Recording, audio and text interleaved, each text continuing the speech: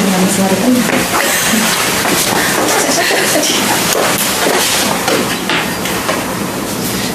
그만 지금. 잘 지내셨죠, 다들? 네.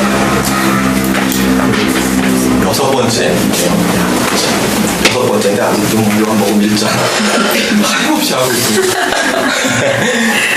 여기 본문 지난 시간에 이어서 오늘 본문 읽는 게 의미가 있을지 모르겠지만 일단 본문 한번 읽겠습니다.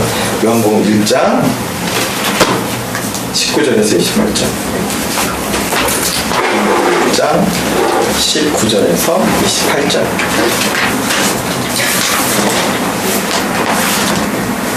제가 읽겠습니다. 지난 시간에도 읽었던 부분인데, 유대인들이 예루살렘에서 제사장들과 레위인들을 요한에게 보내어 내가 누구냐 물을 때 요한의 증언이 이러하니라. 요한이 드러내어 말하고 숨기지 아니하니 드러내야 하는 말이 나는 그리스도가 아니라 한데, 또 묻되 그러면 누구냐 내가 엘리야냐? 이르되 나는 아니라. 또 묻되 내가 그 선지자냐? 대답하되 아니라. 또 말하되 누구냐 우리를 보낸 이들에게 대답하게 하라. 너는 내게 대하여 무엇이라 하느냐? 이르되 나는 선지자 이사야의 말과 같이 주의 길을 곧게 하라고 광야에서 외치는 자의 소리로라 하니라. 그들은 바리새인들이 보낸 자라. 또 물어 이르되 내가 만일 그리스도도 아니요 엘리야도 아니요 그 선지자도 아닐진데 어찌하여 세례를 베푸느냐? 요한이 대답하되 나는 물로 세례를 베풀거니와 너희 가운데 너희가 알지 못하는 한 사람이 섰으니 곧 내 뒤에 오시는 그이라. 나는 그의 신발끈을 풀기도 감당하지 못하겠노라 하더라. 이 일은 요한이 세례 베풀던 곳 요단강 건너편 베다니에서 일어난 일이니라. 우리 지난 시간에 이거 가지고 이 본문을 가지고 앞부분만 잠깐 나눴었어요. 근데 지난 시간을 잠깐 먼저 정리를 하면 일단 세례 요한이 유대인들에게 공식적으로 등장을 해서 요단강에서 세례를 베푸니까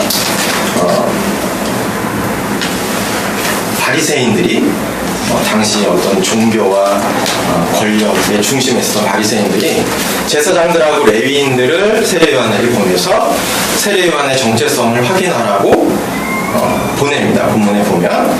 그래서 제사장들과 레위인들이 세례 요한에게 와서 묻죠. 네가 당신이 우리가 기다리는 메시아냐? 또 엘리야의 환생이냐? 또 아니면 이도저도 아니면 우리에게 공식적으로 보내진 말라기 이후에 중단되었던 선지자로 당신이 등장한 것이냐? 이걸 묻고 만약 이것도 다 아니라면 당신이 이것도 저것도 아닌데 왜 세례라는 그런 이전에 없었던 특별한 종교의식을 제정을 해서 종교적인 행위를 하고 있느냐? 이런 걸 확인할 필요가 있었어요. 그 사람들은 제사장들과 레위인들은 자기들이 해야 될 일을 하려고 왔던 거예요.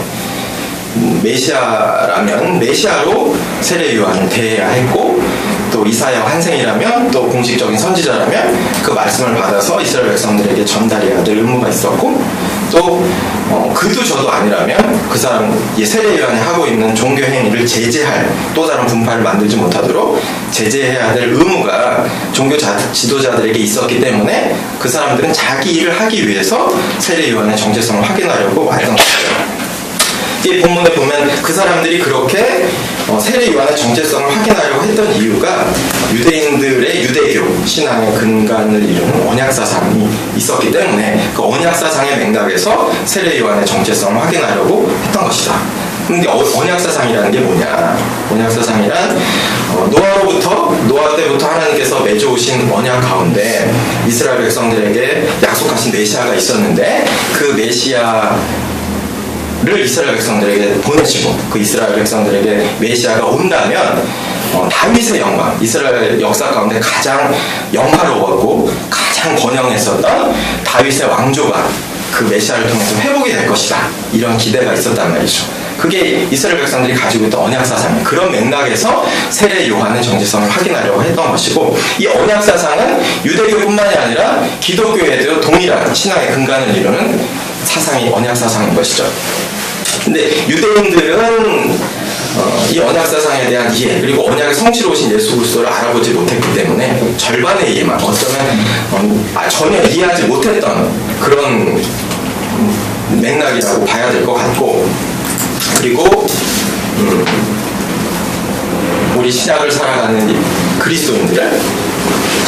그리스도인들에게 있어서는 구약은 성취된 언약이고 왜냐하면 예수 그리스도가 메시아라는 걸 우리는 믿고 있기 때문에 구약은 성취된 언약이고 우리는 다시 오실 예수 그리스도를 기다리고 있는 성취될 신약을 살아가고 있는 것인데 유대인들은 아직 메시아가 그들에게는 오지 않았기 때문에 예수 그리스도를 메시아로 인정하지 않기 때문에 아직도 메시아를 기다리고 있기 때문에 우리가 구약이라고 얘기하고 있는 부분을 유대인들에게 있어서는 구약이 아닌 것이죠. 그냥 율법인 것이죠. 아직도 기다리고 있는 성취되지 않은 언약이죠.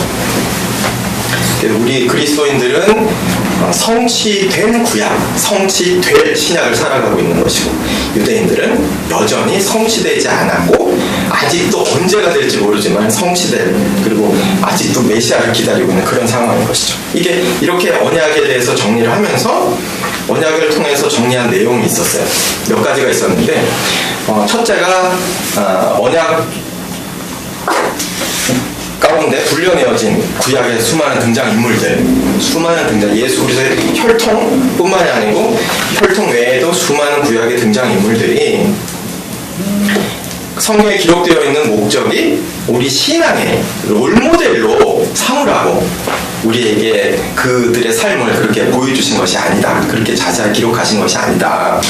우리가 예수 그리스도 족보를 쭉 혈통을 훑으면서 전혀 한번 들어보지도 못한 구약에서는 이름도 등장하지 않았던 사람들이 등장을 한단 말이에요. 그 이름만 등장해요. 예수 그리스도 족보에. 누군가는 족보에 등장하지는 않지만 구약의 주요한 인물로 등장을 하는데 결국 지난 시간 마치고 잠깐 얘기한 것처럼 마치 우리가 컴퓨터에서 폴더에다 뭔가 저장해 놓고 폴더를 열었다 닫았다 하듯이 누군가를 클릭해서 누군가의 폴더를 열면 그 사람의 삶이 결국에 지난 시간에 얘기한 것처럼 창세기의 기록처럼 수백 년을 살았더라도 누구를 낳고 살다가 죽은 게 끝인 거예요. 누구를 낳고 살다가 500년을 살았던 700년을 살았던 노아의 홍수 이전에는 막 7, 800년까지 살았다고 하니까 그 사람들의 삶을 들여다봤자 짧게 정리하면 700년을 살다가 애 낳고 살다 죽었다. 그게 다라는 얘기예요. 그러니까 누군가의 삶을 폴더를 쫙 열어서 자세하게 늘여놓으니까 이런저런 우여곡절이 기록되어 있을 뿐이고 그 사람의 삶을 잠깐 요약해 놓으면 수백 년을 살아도 애 낳고 살다 죽은 게 끝이고 누군가는 그냥 이름만 등장하는 것이고 그런 거라는 거죠. 그러니까 우리가 세상 살아가면서 겪어나가는 모든 과정들이나 구약의 인물들이 겪어갔던 과정이나 한치도 다를 바 없이 똑같은 삶을 살아간 것이에요. 다만 그 사람들의 삶을 자기들이 계획해서 꾸려간 게 아니고 하나님께서 언약 가운데서 불러내어져서 사용되어진 것 하나님께서 그 언약을 성취하시기 위해서 얼마나 부족하고 모난 인간들을 불러서도 하나님 언약을 성취해 가셨는지를 기록하시기 위해서 그 사람들의 삶이 자세히 폴더가 쫙 열리듯이 기록이 된 것이지 그 삶을 기록하면서 아브라함은 이래서 본받아야 돼 다윗은 이래서 본받아야 돼 요셉은 이래서 본받아야 돼 이런 목적을 가지고 기록이 된 게 아니고 요셉의 이런 부분 본받지 말아야 돼 사울의 이런 부분은 본받지 말아야 돼 그런 목적을 가지고 성경이 그 사람의 삶을 기록을 한 게 아니라는 거예요. 그 부분을 정리해야 우리가 교회에서 누구처럼 살자 누구처럼 살지 말자 이런 식의 성경에 등장한 인물에 대한 삶을 그런 식으로 접근하는 것은 성경에 기록된 목적과 맥을 같이 하지 않는다라는 것을 정리했고 결국엔 그 사람들이 있어서 언약이 유지된 게 아니고 하나님이 언약을 지켜나가시기 위해서 사람들을 임의대로 불러서 쓰신 것이다 이렇게 정리를 했었죠. 그리고 하나님께서 언약의 성취로 결국 이스라엘 백성들에게 주시기로 계획하셨던 복 그 자체로 오신 예수 그리스도를 구약에서 모형적으로 그려주기 위해서 복받은 모습들이 많이 나왔는데 땅을 많이 갖게 되거나 풍성한 결실을 얻었거나 키우던 가축이 출산을 많이 했거나 그런 그 복받은 얘기가 많이 나온단 말이에요. 그 복이 결국엔 오실 예수 그리스도를 통해서 우리에게 주시기 원하시는 그 풍성하고 부유한 그 영원하고 초월적인 풍성한 부유함을 모형적으로 보여주시기 위해서 고대인들에게 그렇게 눈에 보이는 복으로 주셨던 건데 그 복의 실체로 오신 예수 그리스도께서 가르치신 팔복은 그 구약에서 기대하고 있던 그런 가시적인 복과 전혀 다른 성격의 것이었다. 그렇기 때문에 구약의 복과 모형적인 복과 복의 실체로 오신 예수 그리스도의 가르치신 복이 성격이 많이 다르다. 그거를 좀 정리해가지고 오늘 이게 주 내용입니다. 이제 오늘 다루게 될 오늘 팔복을 좀 다루려고 하는데 그리고 나그네 사상이 있었다고 말씀드렸어요. 나그네 사상. 애굽에서의 나그네 생활 400년, 바벨론에서의 나그네 생활 70년.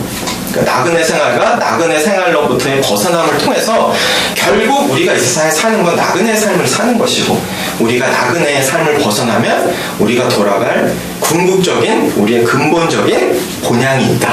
예수 그리스도께서 거처를 마련하고 기다리시는 우리의 신랑 되신 예수 그리스도가 거처를 마련하고 기다리시는 그 근본적인 본향으로 돌아가게 될 것을 하나님께서 알려주시기 위해서 애굽에서 바벨론에서의 나그네 생활과 나그네 생활에서의 벗어남을 두신 것이다. 그러니까 언약사상 안에는 이 몇 가지 중요한 핵심적인 내용들이 들어있다. 그걸 지난 시간에 말씀을 드렸어요. 오늘 본문은 지난주에 이어서 똑같은 본문을 읽었는데 오늘은 이 본문을 나가지를 않고 지난주에 또 잠깐 언급하고 오늘 방금 언급했던 것처럼 팔복을 좀 오늘 정리를 했으면 해요. 왜냐면은 저희가 모임이 이게 언제까지 될지도 모르겠고 제 건강 형편이 어떻게 될지도 모르겠고 그래서 팔복을 좀 정리를 해드리면 앞으로 신앙생활 하시는 데 있어서 많은 부분이 또 정리되는 부분이 있을 거라고 생각이 되거든요. 그래서 언약사상의 언약의 맥락에서 팔복이 나온 것이니까 본문과 영 동떨어진 것 같지도 않고 또 오늘 오늘 내용 안에 요한복음이 또 주로 이렇게 인용이 되거든요. 그러니까 어차피 요한복음 강의 중이니까 그렇게 진행을 했으면 합니다. 지난 시간에 우리 또 방금 말씀드린 것처럼 하나님께서 언약의 성취로 궁극적으로 주시기 원하셨던 택하신 백성들에게 주시기 원하셨던 복의 근원이시고 또 복 그 자체이신 예수 그리스도께서 오셔서 가르치신 예수님이 복 얘기를 많이 안 하셨거든요. 복이다라고 이렇게 정해서 얘기하신 경우가 별로 없는데 예수님이 복이라고 딱 정해서 말씀하신 내용들이 이 팔복이에요. 근데 이 팔복이 조금 전에 얘기한 것처럼 구약의 어떤 모형적인 복들이 가지던 그런 가시적인 형태하고는 굉장히 성격이 달라요. 비슷한 부분도 없이 성격이 굉장히 이질적이고 낯설단 말이에요. 그래서 이게 과연 복인가? 그래서 지난 시간에 말씀드리면서 이 팔복의 복을 받기 원하시는 분이 계시냐 여쭤봤잖아요. 없어요. 그렇죠? 팔복을 복으로 느껴지지도 않고 그 복 받고 싶은 복도 아니란 말이에요. 근데 예수님이 복이라고 말씀하셨으니 그 팔복의 성격을 좀 정리를 해야 우리가 복의 실체로 오신 예수 그리스도께서 말씀하신 복이 도대체 무엇인지 알죠. 우리가 평생 신앙생활하면서 하나님한테 복 달라고 기도하는데 도대체 뭘 달라고 기도를 해야 되는지 그게 좀 정리가 될 거란 말이죠. 이 마태복음 5장의 팔복에 대한 기록이 있어요. 마태복음 5장이 5장서부터 7장에 이르기까지 우리가 보통 산상수훈이라고 그러죠. 예수님이 산에 올라가서 가르치시는 게 산에서 가르치신 설교다. 그래서 산상수훈이고 또 누가복음에 보면은 비슷한 맥락으로 말씀하시는 건 평지에서 말씀을 하셨어요. 그래서 평지설교라고 말씀을 보통 사람들이 얘기를 하는데 내용은 비슷한 내용이에요. 산상수훈과 평지설교 내용은 비슷해요. 근데 오늘은 이제 본문을 찾아보려면 마태복음 5장을 위주로 이제 본문을 찾고 나중에 다시 누가복음 6장을 찾을 텐데 마태복음 5장의 산상수훈의 서론이 팔복이거든요. 산상수훈을 쭉 이제 시작하시면서 그 서론이 팔복이었어요. 근데 이 팔복의 설교를 어떤 상태에서 예수님이 하셨냐면 그 전 구절을 우리가 좀 읽어봐야 되는데 우리 마태복음 4장 23절에서부터 25절까지를 한번 찾아볼게요. 마태복음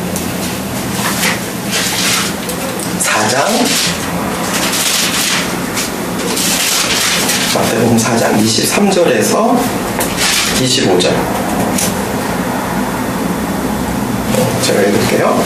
예수께서 온 갈릴리에 두루 다니사 그들의 회당에서 가르치시며 천국 복음을 전파하시며 백성 중에 모든 병과 모든 약한 것을 고치시니 그의 소문이 온 수리아에 퍼진지라. 수리아가 지금 시리아입니다. 온 시리아에 퍼진지라. 사람들이 모든 앓는 자 곧 각종 병에 걸려서 고통당하는 자, 귀신 들린 자, 간질하는 자, 중풍병자들을 데려오니 그들을 고치시더라. 갈릴리와 데가볼리와 예루살렘과 유대와 요단강 건너편에서 수많은 무리가 따르니라. 이렇게 되어 있어요. 이게 산상수훈 바로 직전의 상황이에요.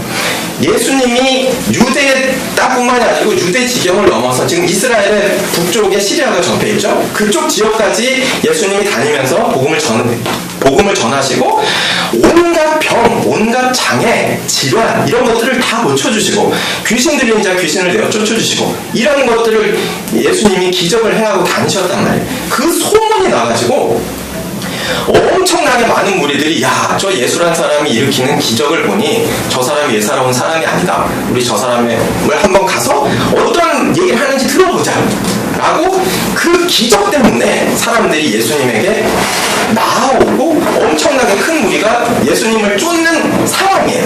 그런 상황에서 예수님이 산에 올라가셔서 하신 설교란 말이에요. 자, 그러면 우리 5장 1절부터 12절 이제 팔복의 본문인데 제가 읽어볼게요.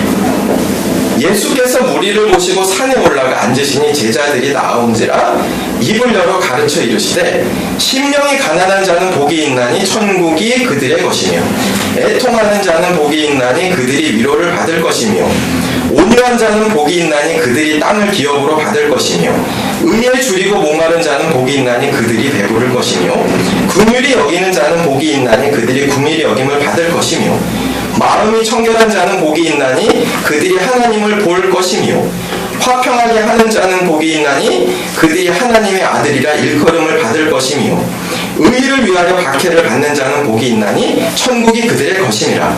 나로 말미암아 너희를 욕하고 박해하고 거짓으로 너희를 거슬러 모든 악한 말을 할 때에는 너희에게 복이 있나니 기뻐하고 즐거워하라. 하늘에서 너희의 상이 큼이라. 너희 전에 있던 선지자들도 이같이 박해하였느니라. 이게 팔복의 본문이에요. 산상수훈의 서론 부분이거든요. 근데 여기 보면 이런 유사한 장면이 우리가 또 잘 아는 장면에 등장을 해요. 그게 뭐냐면 지금 이 부분은 산상수훈을 하시는 그 전 상황과 본문인데 이 유사한 상황이 우리가 너무 잘 아는 오병이의 기적 사건의 그 상황하고 굉장히 유사하거든요. 거기를 한번 저희가 찾아볼게요. 요한복음 6장 요한복음 6장 1절에서부터 6절까지 있고 그 이하 구절이 다 해당이 되는데 오병이의 기적은 복음서 전체 다 기록이 되어 있어요. 마태, 마가, 누가, 요한 전체 오병이의 기적이 다 기록이 되어 있거든요. 6장 1절 그 후에 예수께서 디베라의 갈릴리 바다 건너편으로 가심에 큰 무리가 따르니 이는 병자들에게 행하시는 표적을 보았음 이러라. 예수께서 산에 오르사 제자들과 함께 거기 앉으시니 마침 유대인의 명절인 유월절이 가까운지라. 예수께서 눈을 들어 큰 무리가 자기에게로 오는 것을 보시고 빌립에게 이르시되 우리가 어디서 떡을 사서 이 사람들을 먹이겠느냐 하시니 이렇게 말씀하시는 친히 어떻게 하실지를 아시고 빌립을 시험하고자 하심이라. 이렇게 되어 있어요. 여기에 오병이어의 기적을 일으키시기 직전 상황도 예수께서 표적을 행하고 다니시는 걸 보고 사람들이 예수께 큰 무리가 나왔다고 했어요. 5,000명이라고 보통 얘기를 하는데 보통 유대인들은 사람 수를 셀 때 남자만 세니까 남자 성인만 세니까 남자 성인만 5,000명이고 거기에 여자나 아이들까지 합쳐 한 10,000명 이상이 모였을 거라고 그렇게 보통 신학자들이 추정을 하는데 그렇게 많은 무리가 모인 이유가 예수께서 행하시는 표적 때문에 저 사람이 뭔가 예사롭지 않은 사람이야. 그리고 모여들었다는 얘기예요. 오병이어의 기적이 그렇게 모여든 사람을 상대로 또다시 일어난 기적 사건이란 말이죠. 근데 조금 전에 본 것처럼 이 팔복을 설교하시기 직전에 예수께 모여들었던 사람들도 똑같이 그 표적, 그 기적을 보고 저 사람 예사롭지 않아 그렇게 모여들었다는 거예요. 근데 이 본문에 보면 우리 마태복음 다시 5장 1절에 보면 예수께서 무리를 보시고 산에 올라가 앉으시니 제자들이 나온지라 하고 입을 열어 가르쳐 이르시되 하고 누구에게 가르쳐셨냐면은 제자들에게 하셨다는 말씀이에요. 우리가 보통 산상수훈하면 그 큰 무리 전체에게 하셨다라고 이해할 수도 있지만 무리가 나오는 것을 보시고 예수님이 산에 올라가셔서 예수님 근처에는 제자들이 가장 가까이 있었겠죠. 가장 가까이는 핵심 12제자가 있었을 테고 예수님의 제자의 그룹이 약간 조금 더 넓은 반경으로 예수님의 제자들이 존재했어요. 가장 측근들은 12제자고 그 다음에 조금 더 넓은 의미의 수십 명의 제자가 있었고 조금 더 넓은 의미의 조금 더 많은 수의 제자가 있었단 말이에요. 이 제자들을 놓고 큰 무리 전체를 놓고 설교를 하신 게 아니고 제자들에게 하신 말씀이라는 거예요. 산상수훈이 제자들에게 하시고 그 서론이 팔복이었다는 얘기죠. 이게 되게 중요한 얘기를 말씀드리는 겁니다. 제자들에게 하신 말씀이라는 게 또 이 오병이의 기적 사건에도 보면은 제자들에게 야 이거 어떻게 하면 좋겠냐라고 예수님이 말씀하시죠. 제자들에게. 근데 여기 이제 요한복음 제가 첫 시간에 요한복음이 가지고 있는 독특성에 대해서 얘기하면서 요한복음에서 말하는 표적은 다른 복음서에서 얘기하고 있는 기적하고는 조금 성격이 다르고 관점이 다르다라고 말씀을 드린 적이 있어요. 첫 시간에. 그러니까 요한복음 기록하고 있는 표적은 기적 그 자체가 아니고 무언가를 가르치기 위해서 사용된 표현이다. 무언가를 지시하기 위한 표현이다. 기적을 좀 다른 관점에서 요한이 기록하고 있다 이런 설명을 드렸었는데 여기 오병이어의 기적 사건에 보면 2절에 큰 무리가 따르니 이는 병자들에게 행하시는 표적을 보았음이라라고 기록이 되어 있는 이 구절을 보면은 이 구절에 이어서 14절 15절을 한번 볼까요? 요한복음 6장 14절 15절. 전제는 일단 예수님께서 기적과 표적을 보이신 것 때문에 사람들이 예수께 나아왔다라는 전제가 산상수훈과 오병이어의 사건에 동일하게 전제는 정리가 됐습니다. 그 상태에서 14절에서 15절 보면 그 사람들이 예수께서 행하신 이 표적을 보고 말하되 이는 참으로 세상에 오실 그 선지자라 하더라. 그러므로 예수께서 그들이 와서 자기를 억지로 붙들어 임금으로 삼으려는 줄 아시고 다시 혼자 산으로 떠나가시니라. 이렇게 되어 있어요.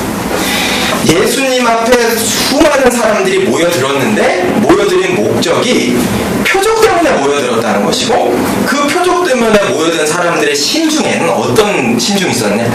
저 사람을 잡아서 우리가 왕을 삼자. 이런 마음이 있었다는 거예요. 저 사람을 잡아서 왕을 삼자. 여기에 어떤 속내가 담겨 있는 거죠?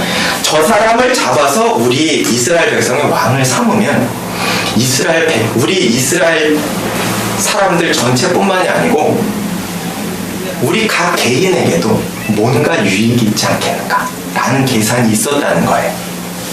예수님이 그 중심을 아시고 붙들어 임금으로 삼으려는 줄 아시고 피해서 다시 혼자 산으로 떠나가셨다는 거예요. 그 사람들이 예수님을 표적을 보고 따라온 것도 아시고 또 그 표적 때문에 왕을 삼아서 자기들의 인간적인 유익을 취하려는 것도 아시고 예수님은 그럴 목적으로 인간들의 인간적인 유익을 만족시켜 주려고 오신 분이 아니잖아요. 그분 죽으러 오신 분이잖아요. 근데 인간들의 기대는 예수님이 이 땅에 오신 목적과 전혀 어긋나 있거든요. 그러니까 예수님이 그 목적을 아시니까 인간들의 목적을 아시니까 그 자리를 피하신 거예요. 그리고 오병의 기적을 일으키시고 그 다음에 그들이 예수님을 잡아서 왕 삼으려는 걸 목격하시고 중심을 보시고 떠나 산으로 가신 다음에 그 이후 구절에 어떤 구절이 있냐면 이 바다를 건너갔다 하시는 상황이잖아요. 근데 예수님의 제자들이 먼저 바다를 건너가요. 다시. 그래서 가버나움으로 건너갑니다. 근데 배가 거기 한 척밖에 없었다고 되어 있어요. 본문 읽어보면 배가 한 척밖에 없는데 예수님이 산으로 들어가 버리시니까 제자들은 이제 원래 계획했던 방향이 있었겠죠. 그러니까 배 한 척 가지고 야 우리 일단 먼저 건너가자. 가버나움으로 건너갔어요. 예수님이 바닷가에 오셨는데 배가 없었죠. 그래서 어떻게 하셨죠? 걸어서 건너가셨어요. 걸어서 건너가신 사건이 무리를 걸어가신 사건이 여기 등장을 하는 거예요. 무리로 건너가서 결국엔 중간에서 제자들을 만나시고 같이 이제 건너가셨어요. 그리고 시간이 지나서 사람들이 예수님의 무리가 저쪽에 다시 건너갔다는 걸 알고 우르르 몰려서 다시 그쪽으로 갔단 말이에요. 그러니까 이상하다. 예수님은 산으로 가셨고 배는 한 척밖에 없어서 제자들이 그 배 타고 건너가는 줄 알았는데 예수님은 언제 여기 건너오셨냐? 이런 질문을 하고 주고받는 장면이 나와요. 이런 맥락에서 예수님이 오병의 기적도 기적이지만 무리로 건너가시는 기적까지 다 보이셨는데 그거 그 사람들한테 구구절절하게 설명을 안 하세요.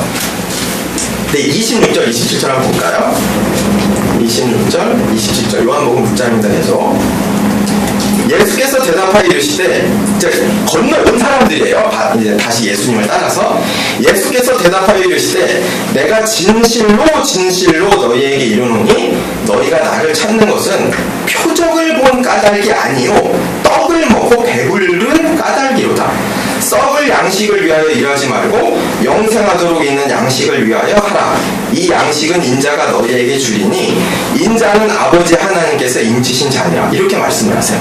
이게 무슨 얘기냐면 너희들이 나를 따르는 목적은 표적을 결국 예수님이 표적을 보이신 목적은 내가 어디로부터 온 존재인지를 증명하기 위해서 표적을 보이셨는데 너희들은 그 표적의 원 목적은 모르고 그냥 표적을 기적으로만 받아들였다는 거예요.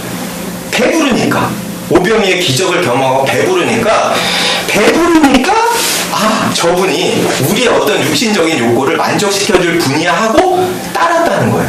그러니까 예수님이 이렇게 정확하게 지적을 하시는 거죠. 너희가 나를 찾는 것은 내가 어디로부터 온 존재인지를 알아. 나를 메시아로 인정하고 믿고 따른 게 아니고 너희들의 육신적인 욕구가 만족이 되니까 앞으로도 나를 계속 따르면 너희들의 육신적인 욕구가 만족이 될 거야 라는 기대를 가지고 너희가 날 따르는 거야 라고 중심을 감독하고 말씀하시는 거예요. 그러면서 썩을 양식을 위하여 일하지 마라. 너희들이 나한테 요구하고 있는 건 먹고 배부르고 그냥 이 땅에서 썩어질 것을 나한테 요구하고 있는데 그거 하지 말고 영생하도록 있는 양식을 위하여 하라. 이렇게 말씀을 하세요. 정확하게 선을 그어버리시는 거예요. 여기 보면 이 표적을 우리 첫 시간에 잠깐만 이렇게 정리를 하고 언급만 하고 지나갔는데 이 표적이라는 걸 잠깐 정리를 해볼게요. 표적이 이 헬라어로 이 세메이온이라는 말인데 이게 영어로 옮겨놓으면 미라클로 사인이라고 이렇게 그러니까 기적적인 어떤 표지라고 그렇게 번역을 할 수가 있거든요. 이게 우리 쉬운 예로 들면 우리가 길을 가다 보면은 우리 고속도로를 탔어요. 고속도로 아니더라도 곳곳에 표지판이 있단 말이죠. 경부고속도로 딱 들어가서 가다 보면은 그래서 부산 400km 이렇게 되어 있어요. 자, 그러면 그 표지판 부산 400km라고 되어 있는 거기가 부산입니까? 거기로부터 400km를 가야 부산입니까? 가야 부산이죠. 여기도 마찬가지예요. 여기 한성대입구에서 예를 들어 저희가 내렸는데 이쪽으로 방향하죠. 뭐 성북동 1km 이렇게 되어 있으면 표지판 있는 데가 성북동이 아니고 성북동 여기로 그 표지판이 있는 곳으로부터 1km를 가야 성북동이라는 얘기잖아요. 표적이 얘기하고 있는 게 그거예요. 바로 표지판을 얘기하고 있는 거거든요. 예수 그리스도께서 보이신 기적은 일종의 표지판이라는 거예요. 내가 보이는 이런 기적들이 이 기적 자체가, 이 표지판 자체가 목적이 아니고 무엇인가를 가르쳐주고 설명하기 위해서 존재하는 것이다 라는 거예요. 그런 맥락으로 표적이라는 표현을 쓴 것이고, 요한의 신학안에서 등장하는 독특함이란 말이죠. 다른 복음서에는 기적이다라고 할 때 그냥 기적 자체로만 기적이 목적인 것으로 기록이 된 것 같은 형태를 가지고 있다 보니까 우리가 교회에서 예수님이 이렇게 기적을 보여주셔서 우리도 지금도 기적이 일어날 수 있고, 물론 일어날 수 있죠. 일어날 수 있으나 그게 보편적이고 일반적인 건 아니거든요. 근데 그걸 보편적이고 일반화시켜서 예수님이 기적을 일으켰었으니 우리도 똑같이 능력받으면 기적이 일으킬 수 있다 이렇게 생각을 하니까 많은 문제가 발생하고 막 그게 잘못돼서 극단적으로 은사주의로 그렇게 되는 거잖아요. 예수님은 정확하게 너네는 표지판의 원 목적은 모르고 표지판을 목적으로 알고 있다 이렇게 딱 정리를 해버리시는 거예요. 우리가 신앙생활 하면서도 앞으로 헷갈리지 말아야 돼요. 예수님이 보이신 기적의 목적은 그분이 어떤 분인지를 가르치시기 위해서, 그분이 무엇을 말하시려고 하는지를 가르치시기 위해서, 무엇을 하시려고 하셨는지 가르치시기 위해서, 증명하시기 위해서 사용하신 방식이었다. 이걸 정리를 해야 되죠. 이 부분을 제가 쭉 정리를 하고 좀 준비를 했었는데, 제가 어느 유명한 분의, 제가 어느 분인지는 조금 이따 말씀드릴게요. 어느 유명한 분이 이 부분을 설교를 하신 게 있어요.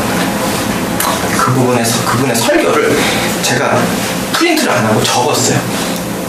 프린트를 안 하고 한 장 적어보려고. 왜냐하면 제가 준비한 내용이 있는데 그 내용을 이분이 똑같이 얘기를 하신 거예요. 그래서 내 얘기를 하느니 이분의 설교문을 읽어드리면 이게 방송을 만들어낸 생각이 아니구나, 이거를 알 수 있을 것 같아서 제가 이렇게 직접 적었어요. 적었으니까 제가 읽어드릴게요.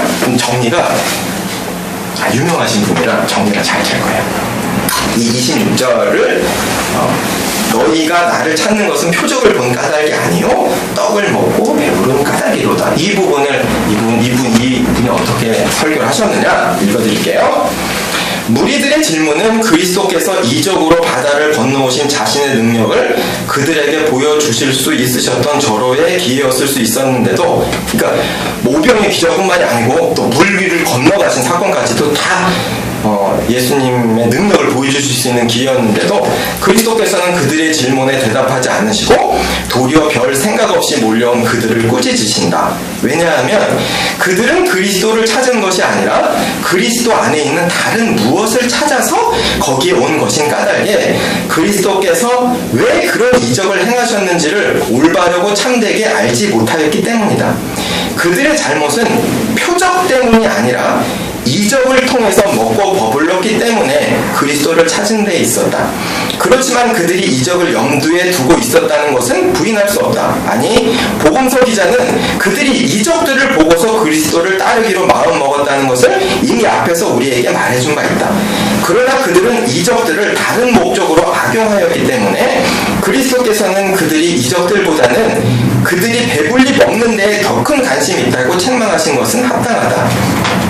그리스도께서 하신 이 말씀의 취지는 그들이 하나님의 역사들을 통해서 제대로 된 유익을 얻었어야 하는데도 그렇지 못하였다는 것이다. 왜냐하면 만약 그들이 이적들을 통해서 제대로 유익을 얻었다면 마땅히 그들은 그리스도를 메시아로 인정하고서 그에게 순복하여 그의 가르침과 다스림을 받아들이고 그의 인도하심을 따라서 하늘에 속한 하나님의 나라를 열망했어야 했기 때문이다.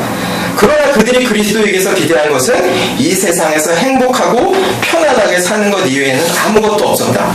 이것은 그리스도에게서 그의 주된 능력을 박탈하는 것이다. 왜냐하면 아버지 하나님께서 그리스도를 보내셔서 사람들에게 자기 자신을 계시하신 이유는 그리스도로 하여금 사람들에게 그의 성령을 주셔서 그들을 하나님의 형상으로 새롭게 하고 그들을 그의 의로 옷 입혀서 영생으로 이끌게 하시기 위한 것이기 때문이다. 그러므로 우리가 그리스도의 이적들 속에서 무엇을 바라보고 있는가 하는 것은 아주 중요하다. 왜냐하면 하나님의 나라를 열망하지 않고 현세의 삶이 주는 안락함에 집착하는 사람들은 오직 자신의 배를 채우는 것만을 찾기 때문이다. 오늘날 많은 사람들이 십자가에 쓰디쓴 고난이 없이 오직 육신적인 즐거움들만을 가져다주는 복음이라면 기꺼이 받아들이겠다고 하는 이유도 여기에 있다. 아니, 심지어 우리는 많은 사람들이 덜 구속을 받고 더 즐겁게 살려고 기독교 신앙을 고백하는 것을 본다. 어떤 사람들은 이득이 될까 해서, 어떤 이들은 두려워서, 어떤 사람들은 자기와 이해관계가 있는 사람들을 기쁘게 해주기 위해서 자기가 그리스도의 제자라고 고백한다.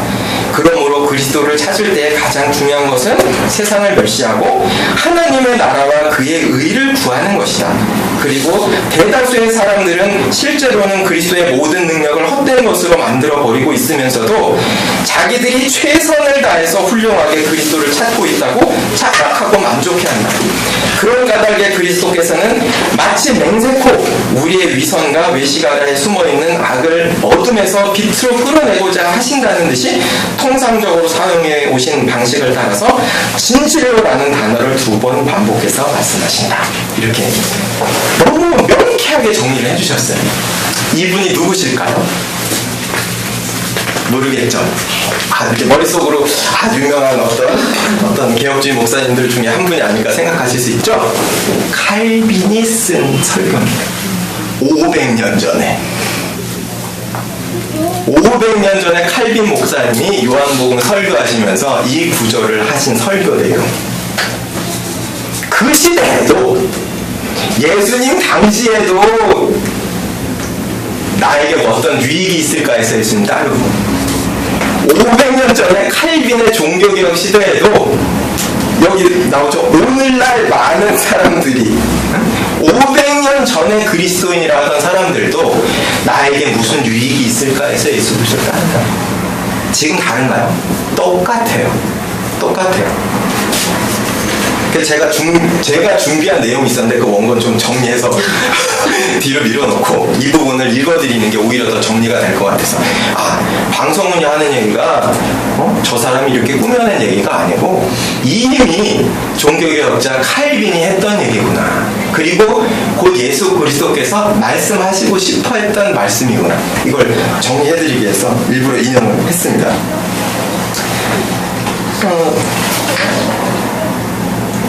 팔복이라는 예수 그리스도께서 복이라고 선포하시는 내용 직전에 사람들의 심령의 상태가 그러했다는 거예요. 이러했다는 거예요.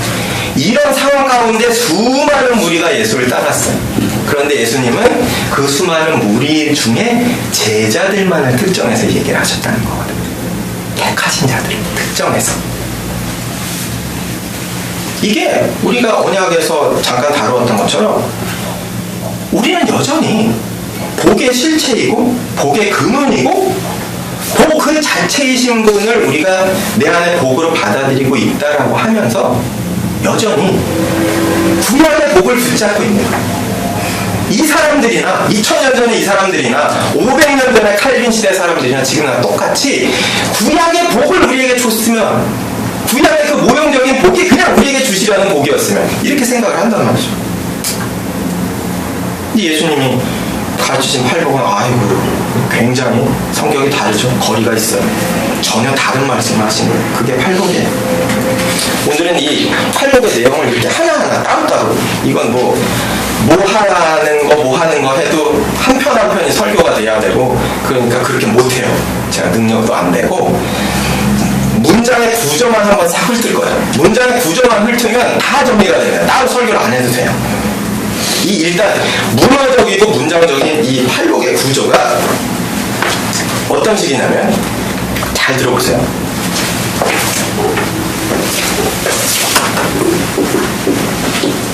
A인자는 복이 있다.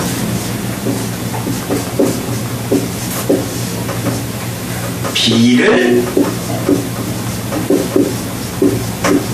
받을 것이기 때문.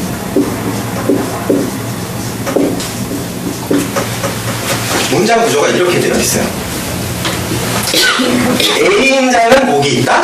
B를 받을 것이기 때문에. 이런 문장 구조가 되어 있는데 다시 하나 적어보면 헬라어의 문장 구조는 조금 문법 구조가 달라요. 이 헬라어 원문의 문장 구조를 그대로 가져오면은 복이 있다. A인자 뒤는 같아요. B를 받을 것이기 때문에. A인자는 복이 있다. B를 받을 것이기 때문에 헬라어 문장 구조로 따지면 복이 있다. A인자 B를 받을 것이기 때문에 이런 문장 구조를 가지고 있어요.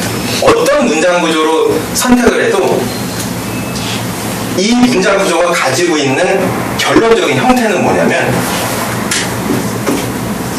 A의 상태에 있는 자는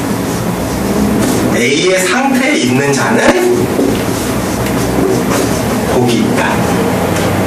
복이 있다.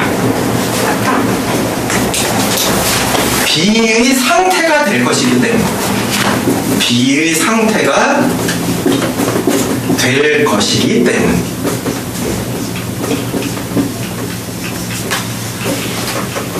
이런 구조를 가지고 있다. A의 상태에 있는 자는 복이 있다. B의 상태가 될 것이기 때문에 이게 문장의 구조예요. 형식이란 말이에요.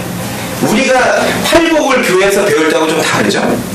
우리가 교회에서 설교를 듣거나 팔복에 대한 어떤 책을 읽어보거나 하면은 어떻게 우리가 대부분 팔복 설교를 하냐면 A 하는 자는 복이 있다. 그죠? A 하는 자는 복이 있다.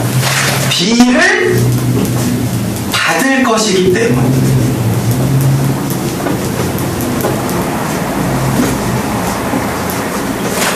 이게 교회에서 가르치고 있는 팔복의 해석이에요.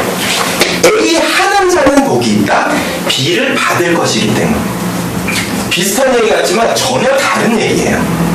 A의 상태에 있는 자는 복이 있다. B의 상태가 될 것이기 때문이라는 문장하고 A 하는 자는 복이 있다. B를 받을 것이기 때문이라는 문장하고는 전혀 다른 얘기입니다. 아예 다른 얘기예요. 근데 우리 교회에서는 이렇게 가르치고 있단 말이에요. 대부분. 여러분 교회에서 팔복 설교를 들어보셨는지 모르겠지만 대부분 이렇게 가르치고 있어요. 이 본문을 가지고 이해를 할 때. 자, 그런데 이 B를 받을 것이기 때문이라고 되어 있는 구절이 이게 복을 받는다. 마태복음 이 팔복의 본문을 보면 본문을 한번 열어놓고 B를 받을 것이기 때문으로 이 본문을 자꾸 이해를 하다 보면 이 B가 받고 싶은 복입니까, 여러분? 네? 뒤에 뭐를 그들이 받을 것 이게 받을 것으로 해석을 해놓고 번역을 해놓으니까 받을 것으로 해놓으면 이 B가 받고 싶은 복이란 말이에요. B가 받고 싶은 복이 아니에요.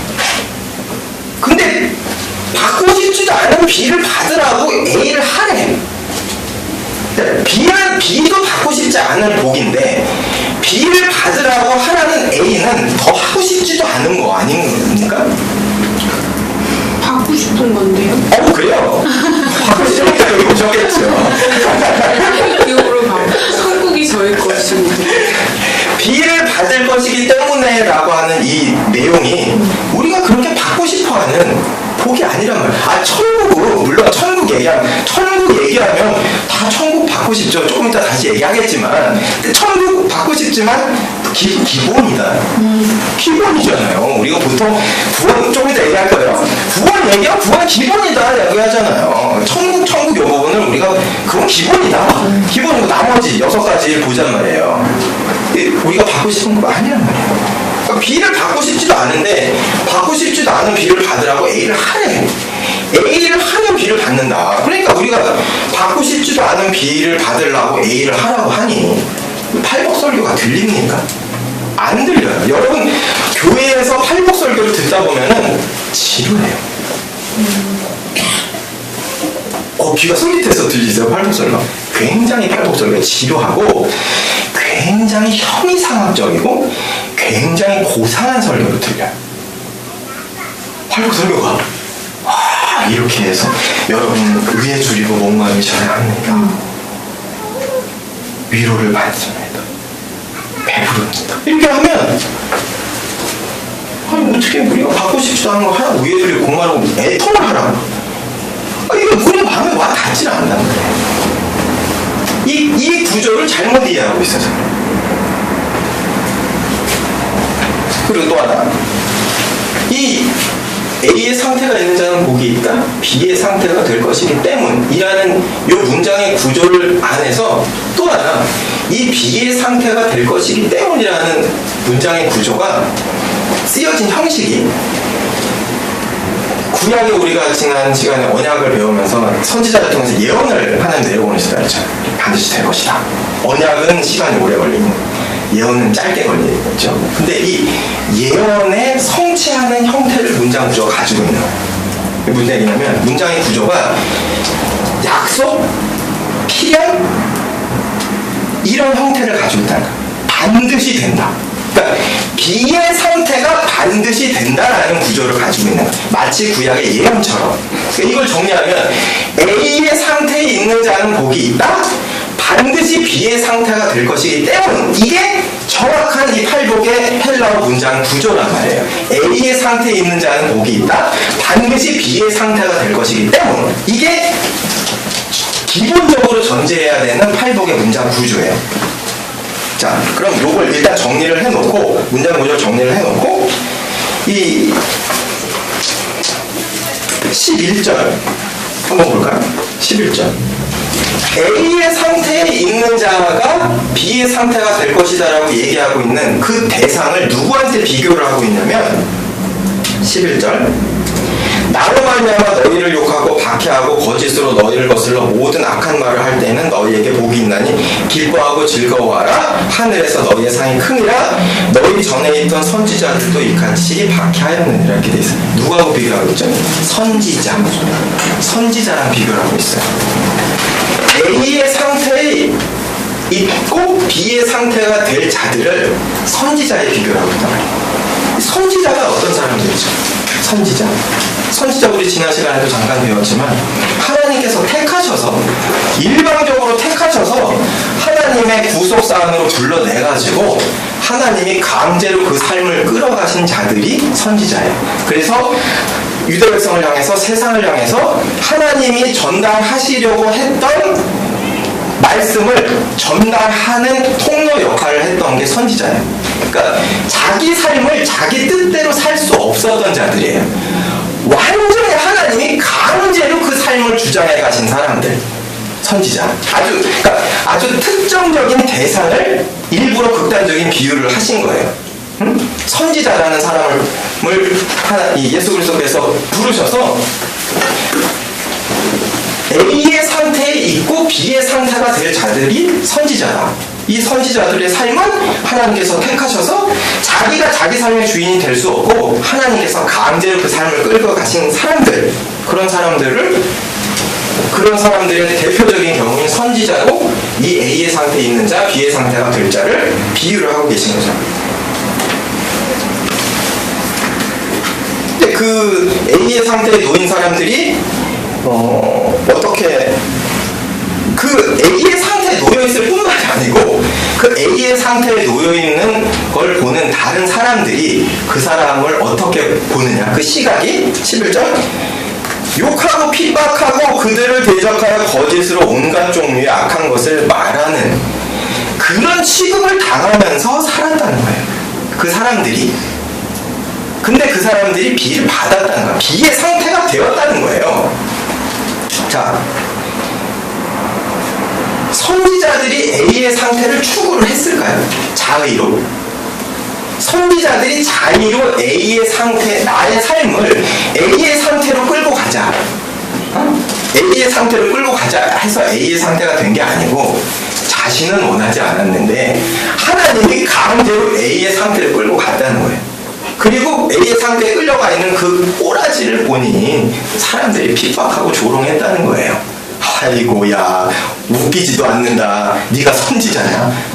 근데 너의 형편과 꼬라지가 어째 그 모양이냐. 선지자들이 그런 취급 많이 당했잖아요. 근데 사람들이 그런 취급을 놓여져 있는 상태도 정말 비참한 상태. 사람들이 보는 시각도 조롱과 멸시를 당하는 게 당연한 상태. 그런 상태였지만 그 사람들은 비를 받았다는 거예요. 비의 상태가 되었다는 거예요. 예수님이 하시는 말씀이요. 지금 제가 지어내는 말씀이 아니고, 자, 선지자만 그랬나요? 선지자, 이런 예가 선지자에만 등장하는 게 아니고 예수님의 수제자였던 베드로에게 극명하게 등장합니다. 우리 요한복음 21장, 요한복음 21장 찾아볼게요. 요한복음 21장. 예수님께서 죽으시고 부활하셔서 다시 고기 잡으러 가 있는 베드로에게 나타나셔가지고 하신 말씀이에요. 요한복음 21장. 고기 잡고 있는 베드로에게 나타나서 이렇게 미리 조반을 준비해 놓으시고, 아침밥 준비해 놓으시고 베드로를 불러서 우리가 잘 아는 것처럼 베드로야 너나 사랑하냐 3번 물으시는 그 장면이거든요. 거기에 보면 18절 19절 3번 사랑하냐고 물으시고 베드로가 3번 사랑한다고 대답한 직후에 예수님이 하신 말씀이에요. 내가 진실로 예수님이 조금 전에 요한복음 6장에서도 진실로 그렇죠. 진실로 반드시 그렇게 된다는 거예요. 진실로 내게 이르노니 내가 젊어서는 스스로 띠뛰고 원하는 곳으로 다녔거니와 늙어서는 내 팔을 벌리리니 남이 내게 띠띠우고 원하지 않는 곳으로 데려가리라. 이 말씀을 하시면 베드로가 어떠한 죽음으로 하나님께 영광을 돌릴 것을 가리키심이러라. 이 말씀을 하시고 베드로에게 이르시되 나를 따르라 하시니 이렇게 되어 있어요. 자, 여기 유대인들의 복장 문화가 잠깐 등장을 하죠. 유대인들이 이렇게 천을 쓰고 여기 이제 끈을 묶어. 이게 이제 채비를 하는 거예요. 뭔가 하는 채비예요. 집을 나설 때, 아침에 일어나서 집을 나설 때 채비를 해요. 자기의 삶을 계획하는 거예요. 그거를 띠를 띈다고 표현하시고 있는 거죠.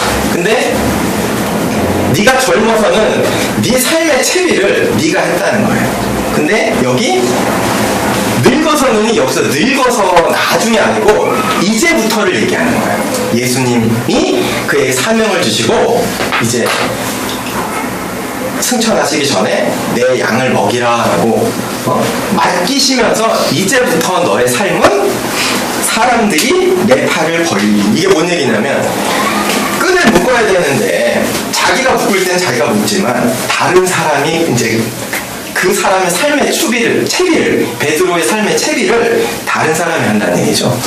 누가 내 허리에 띠를 띄워주려니 내가 이러고 있어야 되죠. 띠를 띄우고 원하지 않는 곳으로 데려가요. 옛날 선지자만이 아니고 베드로도 그렇게 된다는 거예요. 베드로만 그렇게 되느냐? 아니에요. 우리도 택하신 그리스도인들의 삶도 예전에는 내가 내 삶의 채비를 했지만 예수님 만나고 예수님의 제자가 되면 내 허리에 예수님이 띄워서 어딘가를 끌고 가신다는 거예요. 물론 이 구절을 내 팔을 벌리리니 이 구절 때문에 막 뭐 초대교회 교부들이 전설처럼 사도 베드로가 십자가에 거꾸로 못 박혀 죽은 걸 순교하는 걸 이렇게 묘사했다고 이렇게 얘기도 하지만 그건 성경에 나온 부분이 아니니까 그 부분은 배제를 하고, 아무튼 예수 그리스도께서 이 본문 가운데 하시려던 말씀을 이제 네 삶의 주관자는 너 자신이 아니고 하나님이시다 라는 그 얘기를 하는 거죠. 그렇게 해서 끌려간 사람들이 A 상태가 되는 거라는 얘기죠. 자, 이 산상구절하고 좀 전에 설명드린 것처럼 이 산상수훈은 산에서 하신 설교고 평지에서 하신 설교가 있다고 그랬죠? 그게 누가복음 6장 20절에서 26절이에요. 좀 찾아볼게요. 평지 설교 누가복음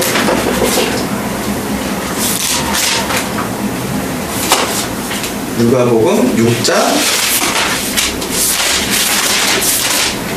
20절에서 26절.